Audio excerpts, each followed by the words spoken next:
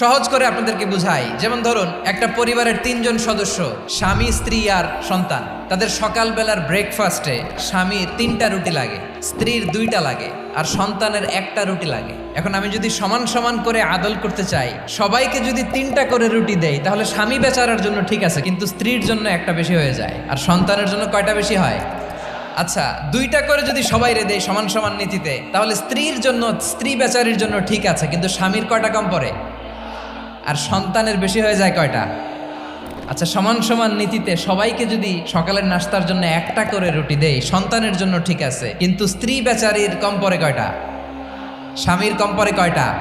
2টা। আর আমি যদি স্বামীকে দেই 3টা, স্ত্রীকে দেই 2টা আর সন্তানকে দেই 1টা, তাহলে কারো অপচয় হবে না? যেখানে যার যতটুকু দরকার তাকে সেখানে ঠিক ততটুকু দিয়ে দেওয়ার নামই হচ্ছে আদল। আমরা বুঝতে পারলাম আল আদ শব্দের মানে হচ্ছে ইনসাফ বা সুবিচার বা ন্যায় বিচার।